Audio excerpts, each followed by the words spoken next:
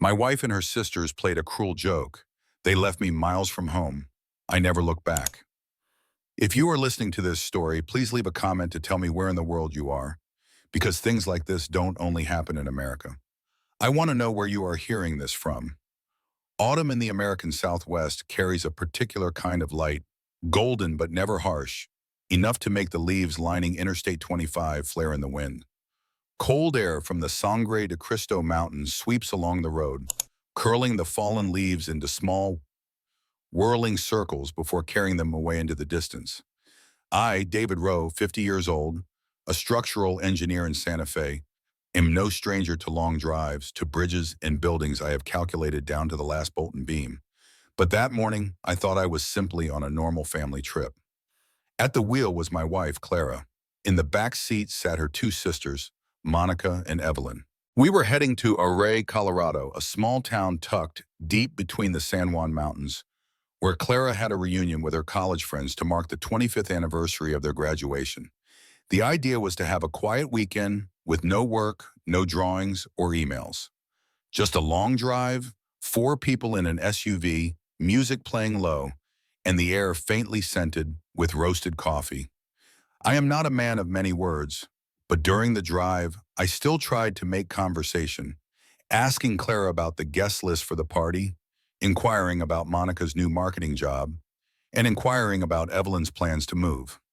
They answered briefly, sometimes glancing at each other in the rearview mirror and smiling.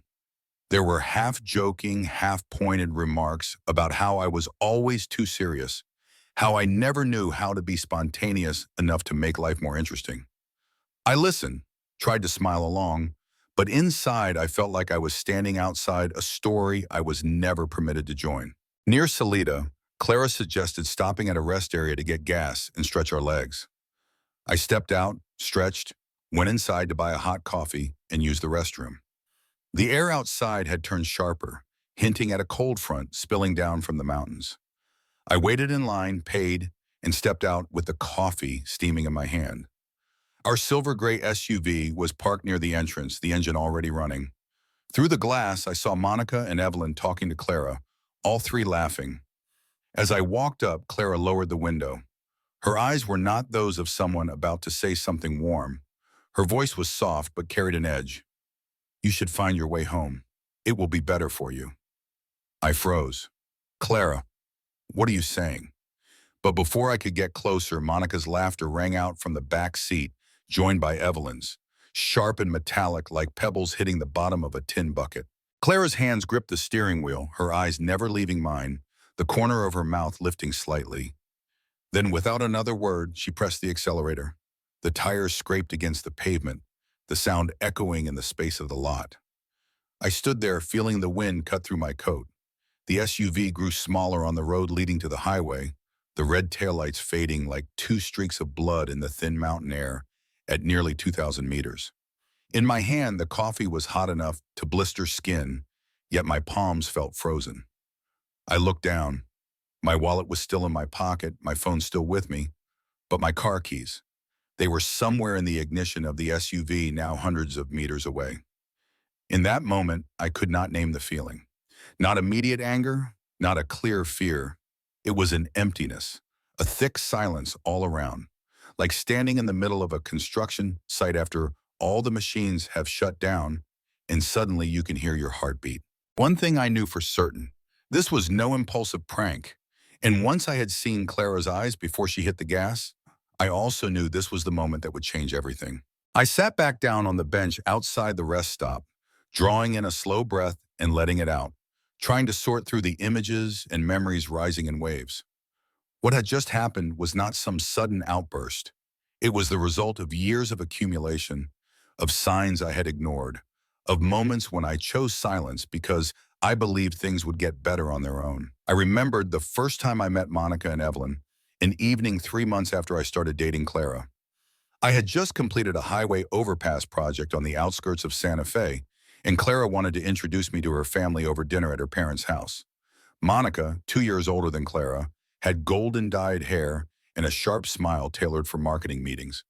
Evelyn, 4 years younger than Clara, had a mischievous glint in her eyes and a laugh that caught on easily with others. That dinner, they spoke endlessly about trips, parties, and the spontaneous things they believed were necessary to keep life from becoming dull.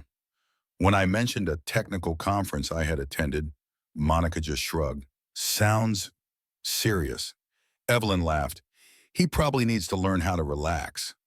I laughed along then, thinking it was nothing more than polite teasing, but later, those little jabs became a refrain. At family dinners, if I spoke about my work or a new project, there would be a seat or a comment like, David is in engineer mode again. If I declined a last-minute trip because of work, Monica would glance at Clara and say, see, I told you, he doesn't know how to have fun. Evelyn would often make jokes about how I scheduled even my breathing. Every remark came with a laugh, but none of it felt warm. Once, when Monica's washing machine broke, Clara invited me over to help. I brought my tools, took it apart, checked it, and fixed it in nearly an hour. As I was wiping my hands, Evelyn looked at me and said, you know, not everything needs a man to fix it, right? I just nodded, not answering, thinking I was helping. But on the drive home, Clara told me not to take it personally, that her sisters just like to joke a little. For 15 years, I lost count of how many times Clara said that line. They are just protecting me. Each time I brought up being excluded or mocked, Clara would say it the same way, as if that could excuse every lack of respect. And I, out of love, out of a belief that keeping the peace was more important, pushed my discomfort into a corner. That corner grew smaller. On holidays, they often planned things together before telling me, sometimes only hours before they began. Once, on my birthday, Clara promised to have dinner with me, then changed her plans because Evelyn had just gone through a breakup and needed her sisters. I sat alone in the restaurant, eating the cake I had ordered ahead, pretending not to notice the sympathetic glances from the staff. Monica was less subtle. Clara could do better if she weren't being dragged down by you. The words might have sounded like half a joke, but her eyes were not joking. I never knew if Clara had ever pushed back against her sister for saying that. But to me, she only said, I don't want to argue with her, David. Just ignore it. Evelyn, the youngest, often dismissed the things I did.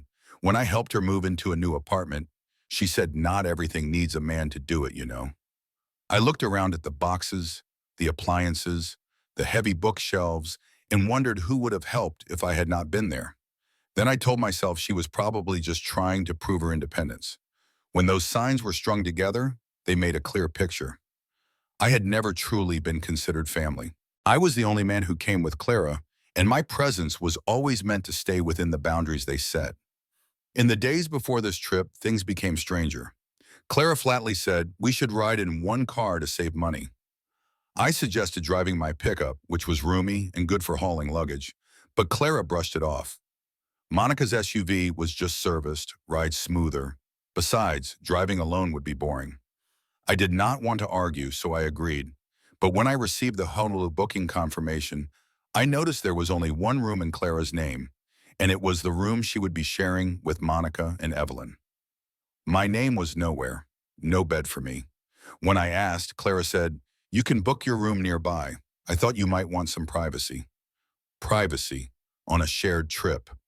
I tried not to read into it, thinking maybe she just wanted sister time. But another small detail unsettled me. Luggage. While I was packing my suitcase, Clara told me not to bring much because Monica and Evelyn could take care of me. I asked, and she just laughed. You are easygoing. The night before the trip, I barely slept, not from any sharp worry, but from the sense that I was walking into a plan I had not been told about. For years, I had believed it was just a difference in personalities. But on the morning we left, when I stepped outside and saw Monica in the passenger seat, Evelyn in the back, offering me the front seat as if it were a favor, I knew this was not going to be an ordinary trip. Now, sitting at this rest stop, the scattered pieces fit together into a complete picture. From the mocking comments at dinner, to the hidden plans, to the way they deliberately left me out of decisions. It all led to the moment the SUV disappeared from my sight, and I understood the fracture in this relationship had not formed today. It had been there all along, only waiting for a reason to break wide open.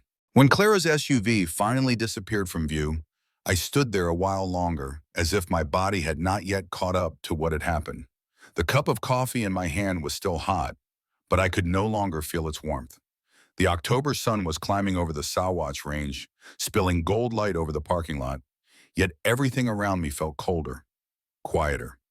I went back inside the rest stop and asked the clerk if there was a bus to Santa Fe. He shook his head. No direct routes. If you want to go, you have to get to a bigger town. Out here, it is just a few trucks passing through. I asked how far, and he said more than 40 miles south, in Pueblo, there was a Greyhound station. With no other choice, I stepped back outside, sat on the wooden bench, pulled out my phone, and tried calling Clara. The recorded voice said the number could not be reached. Monica's phone was the same. Evelyn had blocked me long ago, for a reason I could not even bother to remember now. I sat there for nearly an hour watching trucks and cars come and go. Finally, I decided to try speaking to a fuel tanker driver who had just parked. He was lighting a cigarette, and after I explained, he nodded. I can give you a ride to Pueblo, but I am only stopping for 10 minutes. I climbed into the cab, the smell of engine oil mixing with cigarette smoke. The road stretched ahead, flanked by rolling hills the color of faded gold. Through the window, I saw open fields and wind-bent clusters of trees, and I wondered how I had let myself end up here. I hardly spoke on the way. Only the hum of the engine and the slap of wind against the cab filled the air. I thought about the past 15 years, about all the times I had set work aside, given up rest, to accommodate Clara's last-minute changes. About the promotions I had passed up to be at her side whenever Monica or Evelyn had a so-called crisis. A breakup, trouble at work, or simply a spell of boredom with no cause. I had always placed her family above myself, naively believing that my sacrifices would be seen, that someday they would consider me essential. But the truth was, I was only ever a backdrop to the relationship the three sisters had with one another. In Pueblo, I got out, handed the driver the last cash I had in my wallet, and headed for the Greyhound station. The bus to Santa Fe would not leave for another 4 hours. I bought a ticket and sat in the waiting area, heavy with the smell of sweat and fast food, staring out at the highway where the traffic flowed endlessly past. The bus ride lasted more than 7 hours. It was dark by the time we rolled into Santa Fe. Through the window, the yellow city lights blurred in the cold mist. I stepped off and walked home. On the way, I held on to a faint hope that when I opened the door, Clara would be there in the living room, ready with some sort of explanation, however weak or clumsy. But the house was empty, no lights, no sound. I flicked the switch, and cold white light washed over everything. The kitchen was exactly as I had left it that morning, dishes half washed, Clara's half-full teacup still on the table.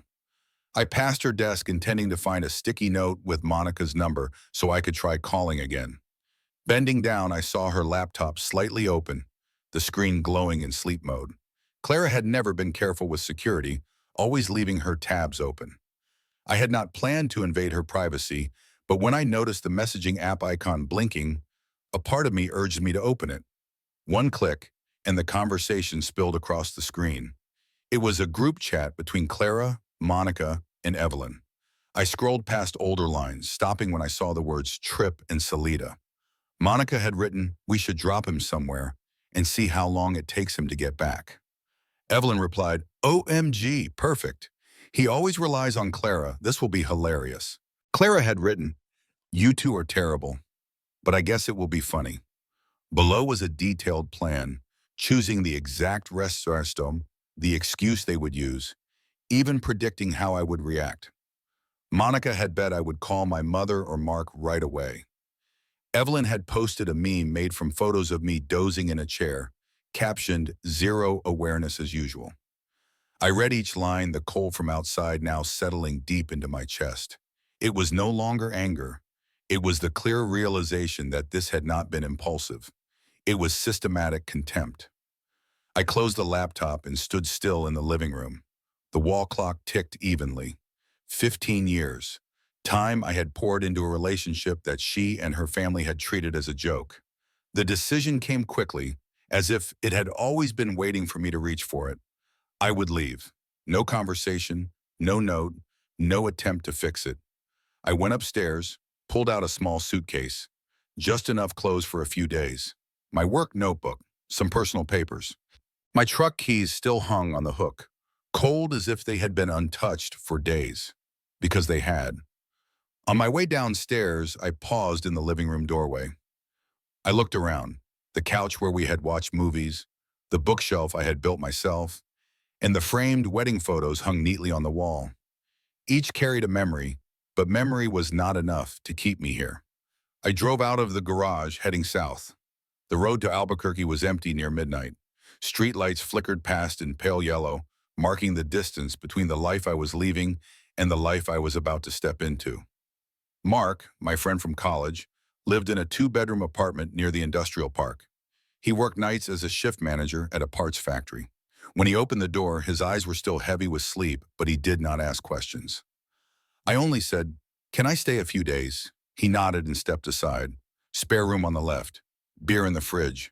I set my suitcase down, opened a can, and for the first time in years, I sat in silence without waiting for my phone to buzz with some urgent demand from my wife's family.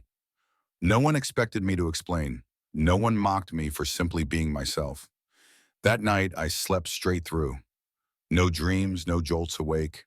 And when morning came, I knew I would never go back to that house in Santa Fe.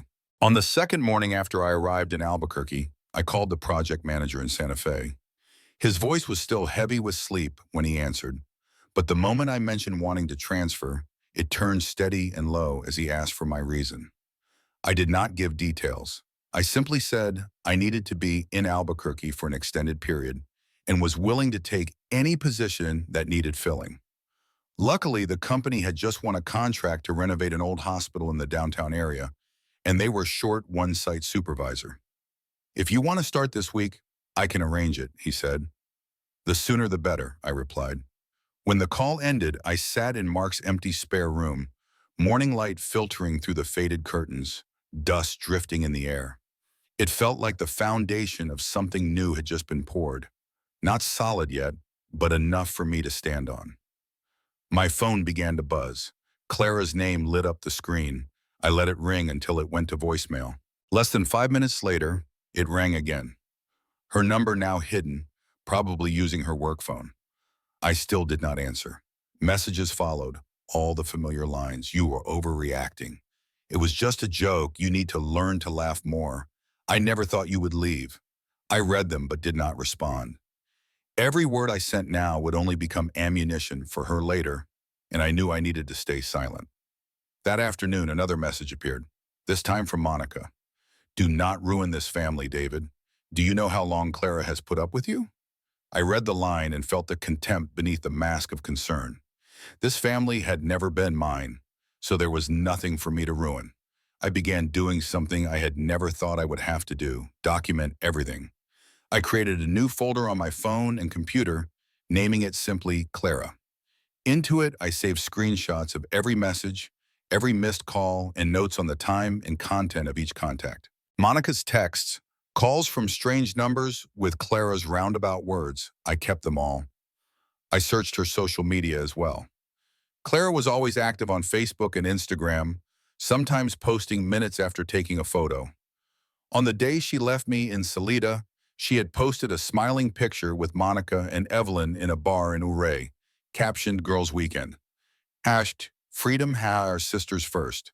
I saved everything. So much name, everything. Photos, comments, timestamps. Under the post, friends complimented the sisters on looking beautiful, enviable, and Clara replied with a winking emoji. No one but me knew that at that moment, I was sitting in a fuel truck cab on the highway trying to find my way home.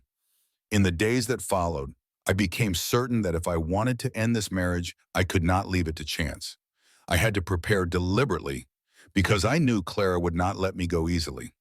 She would try to twist the story so she was the victim and I was the man who walked out in wounded pride over a harmless joke. On Tuesday night in Albuquerque, with Mark working the night shift, I sat alone in his living room with the only lamp switched on. I took out my notebook and wrote a list. Gather evidence related to the Salida incident. Save all messages, emails, and calls from Clara and her sisters. Find social media posts that could show their attitude and actions after the event. Contact an attorney, specializes in divorce and asset disputes. When I finished, I leaned back, looking at the page. There was nothing about talking things through or making peace. Those days were over, the days I thought I could repair something that had been broken at the root. The next morning, I began the harder work, going through all my old emails and messages. I found threads where Clara had sent Monica screenshots of my texts with her, captioned, "He is worrying again." I found Evelyn sending a rolling laugh sticker after Monica wrote, "David never realizes he is being steered." Those lines felt like cold stones dropped into my palm. Not painful right away, but the longer you held them, the colder they became. Clara kept calling. Some days she left voicemails. "I miss you. You cannot just walk away because of one rash moment." Before, those words might have softened me. Now, all I could hear was calculation. Monica did not let go either. One evening, she sent a long message starting with, "I see you like a brother," and ending with, "But if you hurt Clara, we will not let it go." I saved it without replying. Collecting evidence became a daily routine. After work, I would open my phone, take screenshots, and file them by date. Some nights I printed them and slid them into a folder. Not just to prepare for divorce, but to remind myself this is why I left, and I am not allowed to forget. Working at the hospital site, I noticed I was different. Before, when my phone buzzed, I would drop what I was doing to answer, afraid to miss some urgent call from Clara or her family. Now, when it buzzed, I knew it was mostly words I did not need to read. I felt lighter as I slid it back into my pocket, continuing in my measurements, checking steel beams, or talking with the crew. One afternoon, sitting on the site's stairwell eating a sandwich, I realized I had been there for half an hour without thinking about Clara. Not about the jabs, not about Monica's scrutinizing eyes, not about Evelyn's dry laughter. I thought only about blueprints, about the job. That feeling, the quiet in my mind, was something I had forgotten long ago, but the silence outside was different. Clara did not give up. She started sending emails, recounting that she had been left behind, that I did not care about family, that everything was just a misunderstanding. They were long, wordy, but repeated the same plea for me to come back and talk. I saved them all, never answering. I knew it was time to contact a lawyer. One Saturday afternoon, I searched and selected 3 firms in Albuquerque. I read the reviews and chose one with experience handling divorces involving emotional manipulation. The name Lydia Morgan came up repeatedly, praised for her sharpness and calm in the face of aggressive opposition. I called, and within minutes, her assistant confirmed an appointment for the following week. When I hung up, it felt like stepping through a threshold. Not into a battle, but into a path I was ready to walk to the end. I knew Clara would try everything to make me the villain, to twist the truth, but I also knew that this time, I would not give her that chance. And as I sat in Mark's small living room, the Clara file growing thicker by the day, I understood my silence was not weakness. It was a strategy, and this strategy I would see through to the very end. The day of my appointment with Lydia Morgan came faster than I expected. Her office was on the second floor of an old red brick building near downtown Albuquerque, the frosted glass door marked in small, neat white letters. Morgan and Associates, Family Law. No flashy sign, no loud branding, just the kind of quiet place where things no one ever wants to deal with get resolved. Lydia met me at the door. She was in her early 40s, small in stature, but with sharp, steady eyes. The kind of person who could command silence without raising her voice. We shook hands, and as soon as we sat down, she opened a leather-bound notebook, placed her pen at the edge of the page, and waited for me to start. I told her everything, from being abandoned in Salida to the messages and social media posts afterward. No embellishment, no omissions, every detail in order. Lydia did not interrupt, only nodding occasionally or jotting down quick notes. When I finished, she said, "If everything you have told me can be backed up with documentation, we have a strong case." Then she laid out what I needed to gather. Screenshots of group messages, clear date and time, sender's name visible, no cropping, social media posts, original downloads with all comments and timestamps, call and text history showing threats, official records from the phone carrier plus device screenshots. Any workplace approach or harassment must be documented by security cameras or eyewitnesses.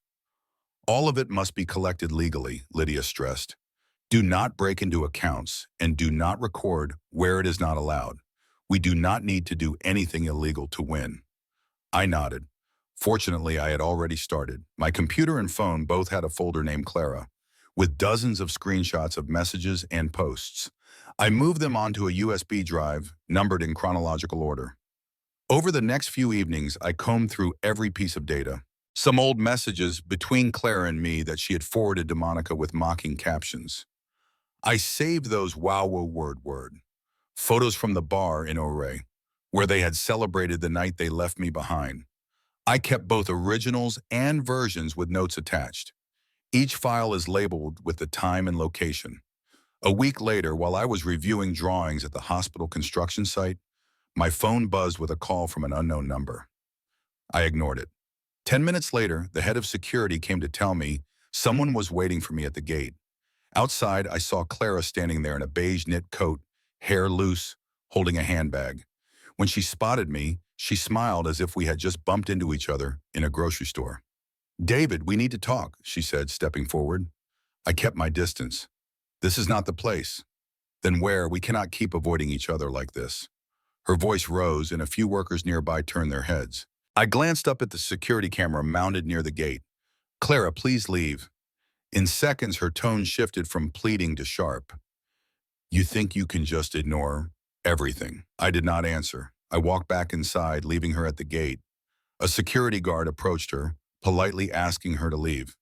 Before turning away, I noticed the camera lens still pointed directly at us.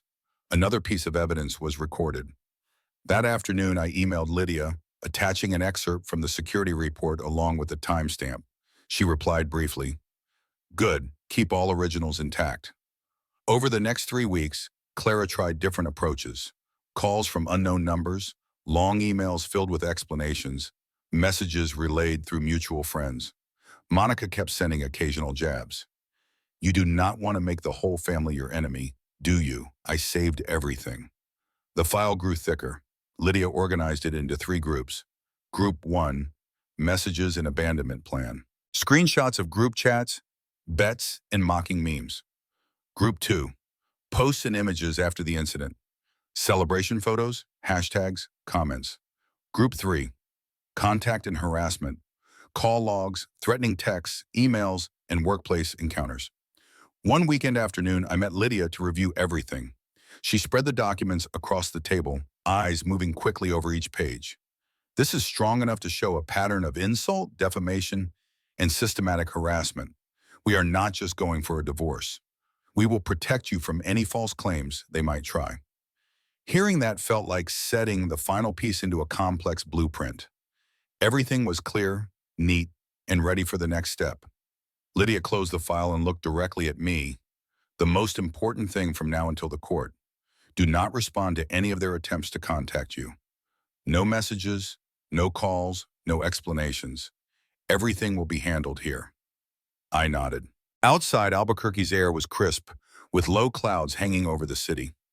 Passing a small cafe, I caught the scent of butter pastries and went in. I ordered an Americano and sat by the window. Outside, life moved on. Cars, pedestrians, traffic lights blinking amber. But for me, every minute now was part of a strategy I had chosen. Silence, documentation, preparation. When the day of reckoning came, I knew I would not need to raise my voice to defend myself. The evidence would speak on its own, and that, more than anything I could say aloud, would be the coldest and most precise answer to the joke they once thought would break me. The day of the court hearing came on a bitterly cold winter morning in Albuquerque. The sky was a flat sheet of gray, tiny flakes of snow drifting across the parking lot in front of the county courthouse. I arrived more than an hour early, sitting in my truck with my hands wrapped around a paper cup of coffee I had grabbed from the shop across the street. In the rearview mirror, I saw Clara step out of a black sedan, wearing a long gray knit coat, her hair curled, walking alongside Monica and Evelyn.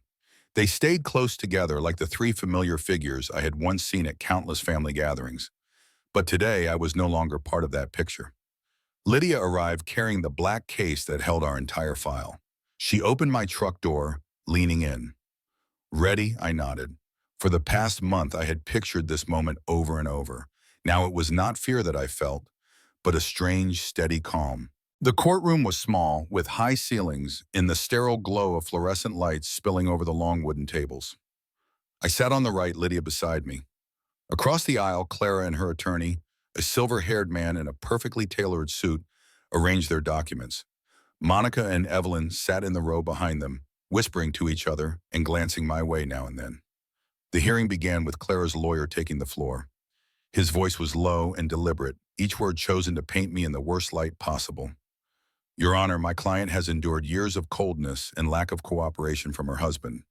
The incident in Salida, Colorado, was nothing more than a minor misunderstanding.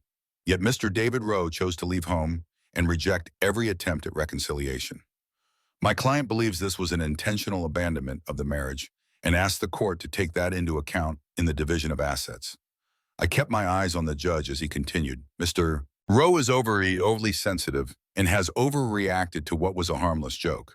His decision to leave without notice and refuse marriage counseling shows he has no genuine intent to maintain this marriage. When he sat down, Lydia rose. Without rushing, she pulled a thick folder from her case and stepped up to the evidence table. Her voice was clear, each sentence stitching the facts together with precision. Your Honor, what the plaintiff describes as a harmless joke was a deliberate act planned over several weeks, intended to humiliate my client. She opened the folder and produced printed screenshots of group messages between Clara and her two sisters.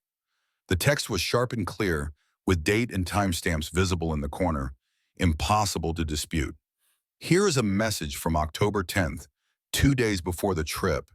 The plaintiff's sister, Monica, writes, "We should leave him somewhere and see how long it takes him to find his way back." The younger sister, Evelyn, replies, "OMG, perfect." The plaintiff, Clara, responds, "You two are terrible, but that would be pretty funny." A few murmurs rose from the seats behind us. Lydia continued, sliding out another photo. Here is a social media post made by the plaintiff and her sisters on the night of the incident, taken at a bar in Ouray.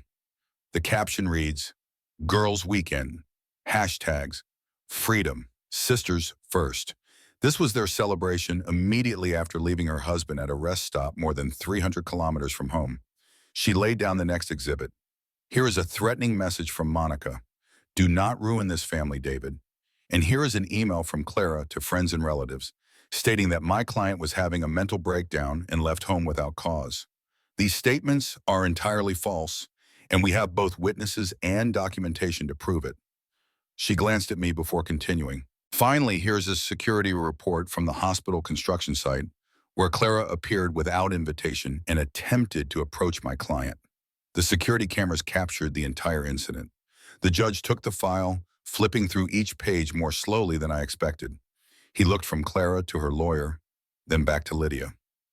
"Does the plaintiff have any response to this evidence?"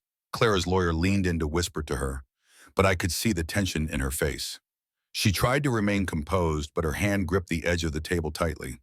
Monica and Evelyn had stopped whispering, sitting upright with their eyes fixed on the floor. The rebuttal was brief. Lydia emphasized that this was not a misunderstanding or a joke, but part of a pattern of calculated insult and defamation. She noted that I had preserved all evidence legally, had not reacted with aggression, and had avoided unnecessary contact, all in direct contrast to the image the plaintiff was attempting to create. When Lydia sat down, I knew the rest was in the judge's hands. The room was silent for several seconds, save for the hum of the ventilation system. Then his voice came, deep and steady. "After reviewing all documentation and testimony, the court finds no evidence that Mr. David Rowe abandoned the marriage or suffered from mental instability as alleged by the plaintiff. On the contrary, the evidence shows that the plaintiff and two relatives engaged in acts of insult, defamation, and harassment." He paused, looking directly at Clara. "The court grants the divorce as requested by the defendant. Assets will be divided equally under state law. No spousal support will be awarded to the plaintiff." The gavel struck, short, final. The hearing was over. Clara turned toward me as I stood, her lips forming words I could not hear. But before she could move closer, Lydia stepped between us, her voice low but firm. "The restraining order is still in effect. Do not make this harder on yourself." I walked out of the courtroom without looking back. As the door closed behind me, the sounds inside faded, leaving only the echo of my footsteps on the stone tile hallway. Outside, the cold wind struck my face, but I drew in a deep breath. This was not the rush of a loud victory, but the quiet relief of finally stepping off an old, crumbling bridge onto solid ground. In the parking lot, I saw Monica and Evelyn talking quickly to each other, while Clara stood a few steps away, arms folded across her chest. None of them looked at me. I opened my truck, climbed in, and started the engine. As I pulled out, their figures shrank in the rearview mirror until they disappeared when I turned onto the main road. I knew that from here on they would have to live with the truth, the story they once thought would never surface, and I already had what I came for, the truth, and my freedom. The spring after everything ended, I signed the papers for a small house at the foot of the Sandia Mountains on the eastern edge of Albuquerque. It had only 2 bedrooms, a living room, and a backyard larger than I expected. The red roof tiles were faded, the wooden porch needed a fresh coat of paint, and the kitchen, though old, was solid. From the yard, I could look up and see the dark green range, morning mist clinging to its slopes, and in the afternoon, sunlight tilting across the rock until it glimmered like silver. I spent the first few weeks fixing it up. I scraped away peeling paint, replaced a leaking roof panel, and refitted window hinges.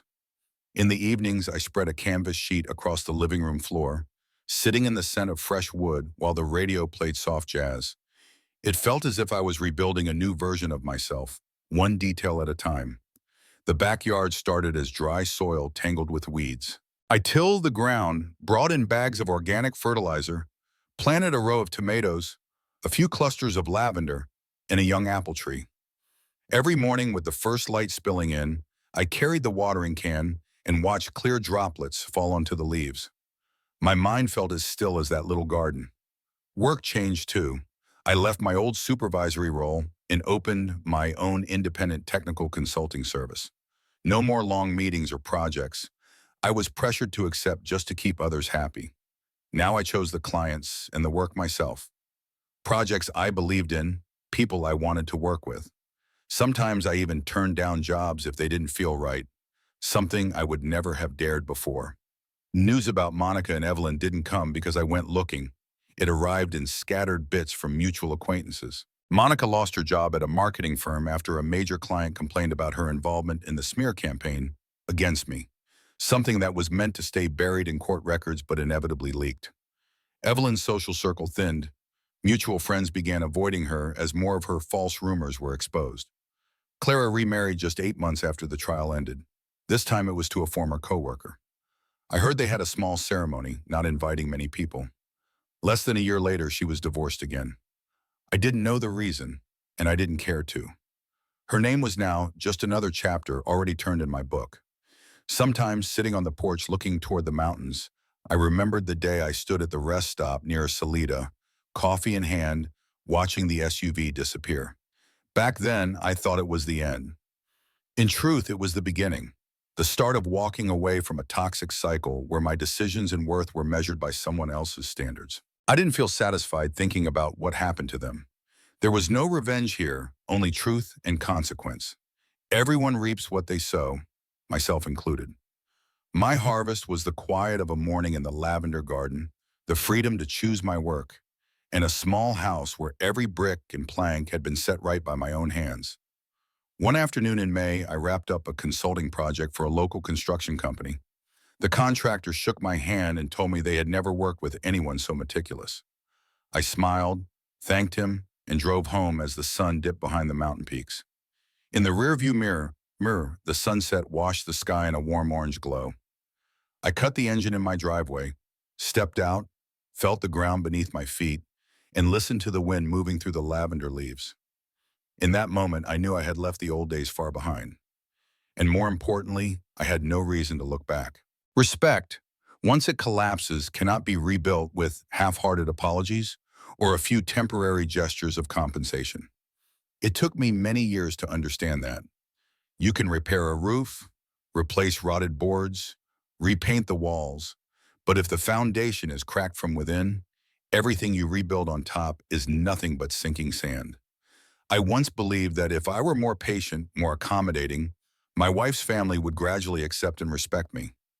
The truth was, the more I stepped back, the further I was pushed away. What they took from me wasn't gratitude, it was the assumption that I would always be there to endure it. Silence is not weakness. Silence is a choice. It is the most powerful weapon when paired with preparation and resolve. When I stayed silent after being left behind in Salida, many assumed it was because I was too hurt to speak. But my silence wasn't to hide the pain. It was to gather the truth. I let the evidence speak for me. I let the law and the facts expose what I didn't need to shout. And when everything was brought before the court, that silence became the sharpest counterattack. I know there are many people living in situations where they are belittled, devalued, whether in a marriage, a family, a workplace, or even in friendships. You will feel the urge to explain, to argue, to defend yourself. But sometimes deliberate silence combined with careful preparation is a far more effective shield than any spoken defense.